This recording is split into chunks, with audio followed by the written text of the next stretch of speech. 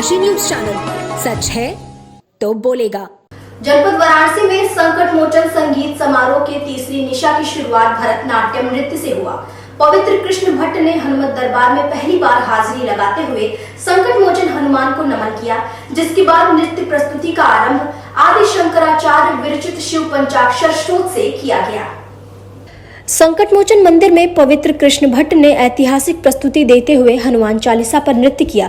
भरतनाट्यम प्रस्तुत करने वाले कलाकारों ने अब तक भगवान शिव, श्री राम और श्री कृष्ण के विभिन्न प्रसंगों को अभिव्यक्ति दी है। हनुमान चालीसा की अभिव्यक्ति का यह पहला अवसर रहा।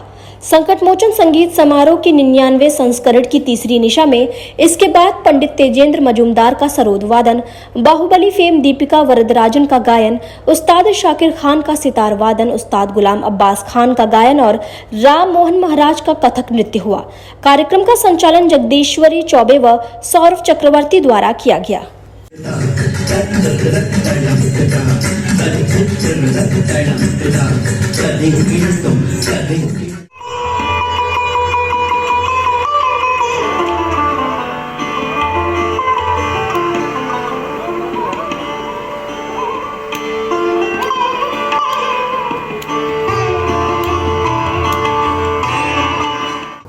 जनपद वाराणसी के सिखड़ी में प्राथमिक विद्यालय के कमरे का ताला तोड़कर खाद्य सामग्री सहित अन्य सामानों की चोरी किए जाने का मामला सामने आया है, जिसकी सूचना पर स्थानीय पुलिस जांच पड़ताल में जुटी हुई है।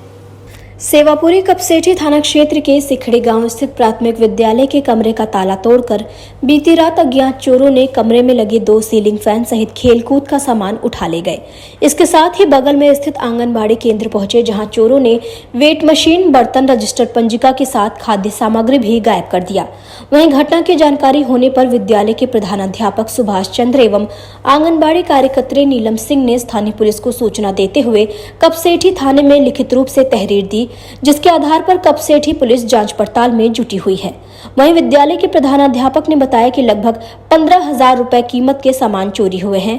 वहीं आगे उन्होंने बताया कि इस विद्यालय में पूर्व में भी 3 बार चोरी हो चुकी है, ये चौथी बार चोरी हुई है, लेकिन एक भी बार चोरी के अपराधियों का खुलासा आज तक नहीं हो पाया है। पूरा भरा हुआ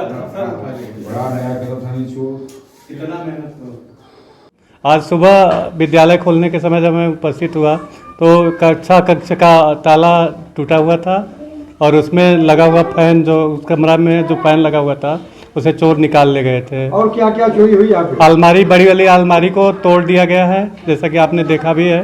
खेलकूद की सामग्री प्रत्येक वर्ष अब मिलती है शासन से, उसको भी उठा ले गए हैं चोर। और अलमारी, मेज का जो दराज है वो भी तोड़कर उसमें जो सामान था वो उठा ले गए। तो और बगल भी चोरी हुई है? बगल में आंगनबाड़ी केंद्र संचालित होता है, हमारे विद्यालय में एक आंगनबाड़ी केंद्र चलता है। वहाँ से क्या क्या चोरी हुआ? वहाँ पर बर्तन रखा हुआ था और कुछ खाद्य सामग्री थी, उसे भी चोर उठा ले गए। बच्चों के वजन के लिए वजन मशीन है, उसको भी चोर उठा ले गए। उत्तर प्रदेश के जनपद रायबरेली में सुरक्षा की दृष्टि से पुलिस ने सभी मॉडल शॉप व शराब की दुकानों के बाहर चेकिंग अभियान चलाया। इस दौरान पुलिस ने लावारिस खड़ी 2 पहिया व 4 पहिया वाहनों का चालान भी किया। अपर पुलिस अधीक्षक विश्वजीत श्रीवास्तव और सीओ सिटी वंदना सिंह के नेतृत्व में चलाए जा रहे चेकिंग अभियान में पुलिस ने त्रिपुला चौराहे से लेकर बरगद चौराहे तक पैदल मार्च किया। इस दौरान पुलिस ने शराब की दुकानों के आसपास शराब पी रहे लोगों को हिरासत में भी लिया और पुलिस ने वाहनों के चालान भी काटे। पुलिस द्वारा यह कार्यवाही नागरिकों की शिकायत पर की गई।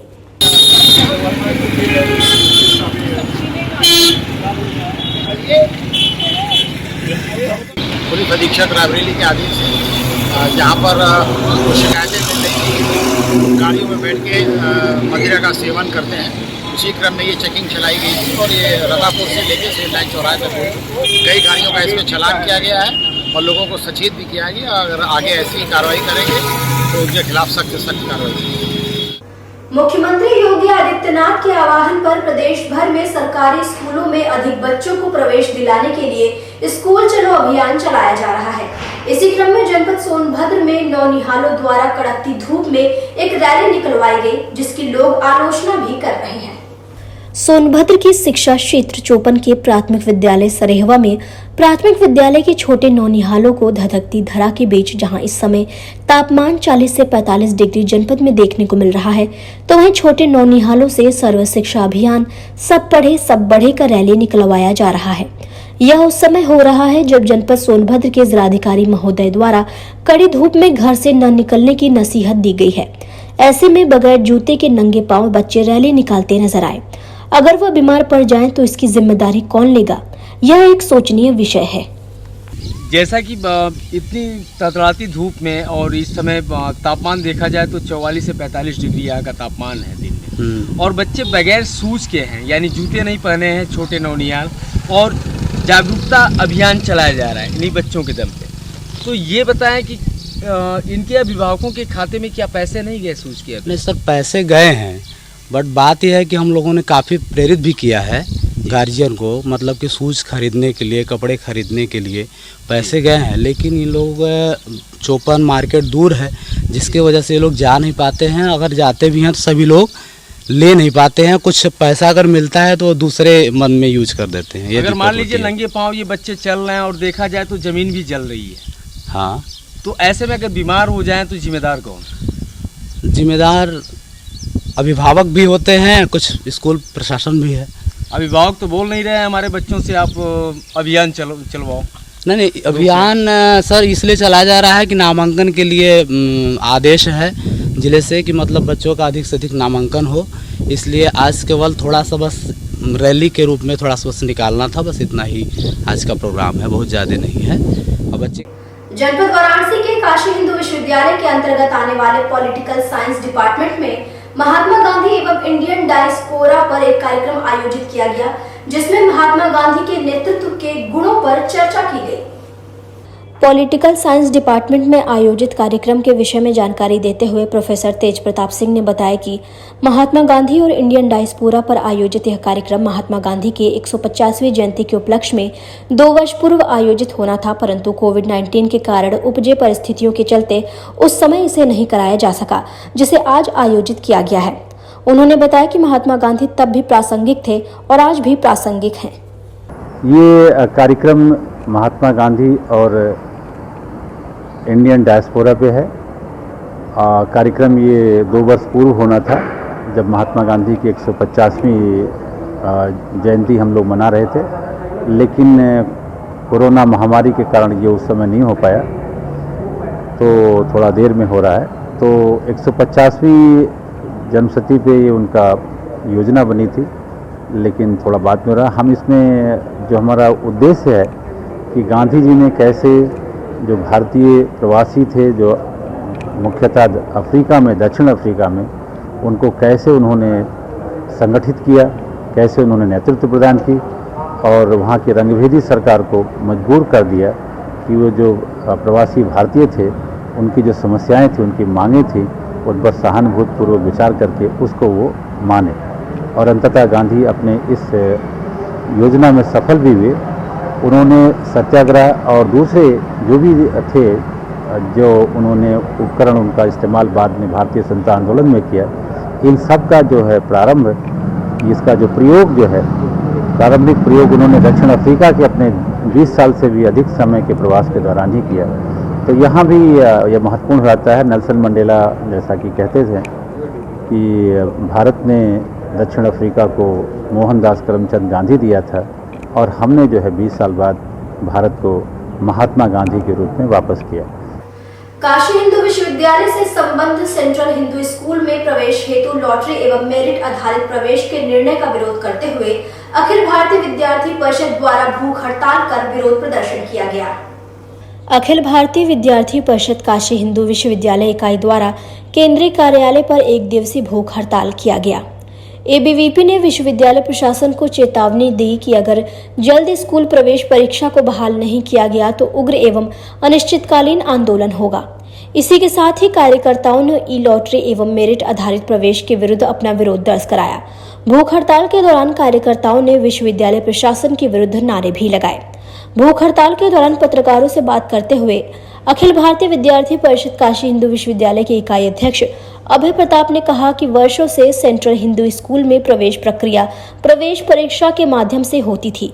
पिछले 2 वर्षों से कोरोना की परिस्थितियों के कारण लॉटरी एवं मेरिट आधारित प्रवेश हो रहा था, परंतु इस वर्ष स्थिति सामान्य होने और पाबंदियों के हट जाने के बावजूद भी काशी हिंदू विश्वविद्यालय प्रशासन द्वारा स्कूल में प्रवेश लॉटरी एवं मेरिट के माध्यम से कराने का निर्णय लिया गया है, जो पूर्ण रूप से विद्यार्थियों की प्रतिभा के विरुद्ध है। जी किस करता पे बैठे आप, क्या मामला है? देखिए, पिछले 1 महीने से अखिल भारतीय विद्यार्थी परिषद जो सेंट्रल हिंदू स्कूल में ई लॉटरी और मेरिट के माध्यम से प्रवेश का निर्णय है, विश्वविद्यालय प्रशासन का उसका विरोध कर रहा है। तमाम प्रकार से विरोध किया गया, चरणबद्ध विरोध किया गया। हमने अपनी मांग शांतिपूर्वक तरीके से विश्वविद्यालय प्रशासन के समक्ष रखी, परंतु विश्वविद्यालय प्रशासन कुंभकर्ण की भांति चिरनिद्रा में सोया हुआ है। वह प्रतिभावान छात्रों का, ग्रामीण तबके के जो गरीब छात्र आते हैं उनको उनके हितों का हनन करने के लिए प्रतिबद्ध दिखाई पड़ता है। आज विरोध की कड़ी में हम सभी के द्वारा, अखिल भारतीय विद्यार्थी परिषद के कार्यकर्ताओं द्वारा आज हम सभी यहाँ पर केंद्रीय कार्यालय पर भूख हड़ताल पर बैठे हैं एवं इस भूख हड़ताल के माध्यम से विश्वविद्यालय प्रशासन को आखिरी चेतावनी देना चाहते हैं कि अगर जल्द से जल्द CHS में ई लॉटरी एवं मेरिट आधारित प्रवेश का जो निर्णय है उसको वापस नहीं लिया गया, स्कूल प्रवेश परीक्षा को अगर बहाल नहीं किया गया तो यह आंदोलन उग्र होगा एवं अनवरत चलेगा, जिसकी पूर्ण रूप से जिम्मेदारी विश्वविद्यालय प्रशासन की होगी। वाराणसी कमिश्नरेट के लालपुर पांडेपुर थाने में तैनात पुलिसकर्मी ने रिवॉल्वर से खुद को सिर में गोली मार ली है। गंभीर हालत में सिपाही को BHU स्थित ट्रॉमा सेंटर में भर्ती कराया गया है। इस खौफनाक कदम को उठाने से पहले सिपाही ने अपने बेटे को सुसाइड नोट WhatsApp पर भेजा था। आजमगढ़ के मेहनगर थाना क्षेत्र के ग्राम पवनी खुर्द निवासी जशवंत सिंह अपने बेटे को सुसाइड नोट WhatsApp करने के बाद खुद को गोली मार ली। माना जा रहा है कि छुट्टी नहीं मिलने के कारण वे अवसादग्रस्त थे। थाना प्रभारी द्वारा छुट्टी न दिए जाने और एक बेटे की बीमारी से परेशान थे। जशवंत सिंह पुलिस लाइन स्थित सरकारी आवास में रहते हैं। नाइट ड्यूटी के बाद वह वाहन चलाते हुए पहाड़िया मंडी स्थित धर्मकांटा के समीप पहुंचे। नाइट अफसर सूर्यवंश यादव ने चाय पीने के लिए कहा तो जशवंत ने मना कर दिया और वो ड्राइविंग सीट पर ही बैठे रहे। कुछ ही देर बाद चाय पी रहे पुलिसकर्मियों ने गोली चलने की आवाज सुनी तो सहम गए। भागकर वाहन के पास आए तो पाया कि ड्राइविंग सीट पर बैठे जशवंत सिंह लहूलुहान हालत में अचेत थे। सिर से खून बह रहा था। जीप के अंदर ही रिवॉल्वर पड़ी थी। आनन फानन में साथी पुलिसकर्मियों ने घायल जशवंत को BHU स्थित ट्रॉमा सेंटर में भर्ती कराया। सूचना पाकर उच्चाधिकारी भी घटनास्थल पर पहुंच गए। सिपाही जशवंत सिंह के परिजनों को भी सूचना दे दी गई है। फिलहाल जशवंत की हालत नाजुक बनी हुई है।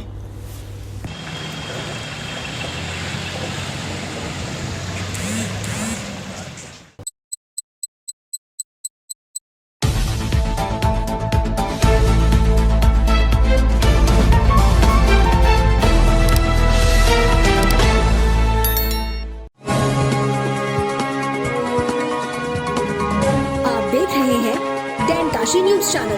सच है तो बोलेगा।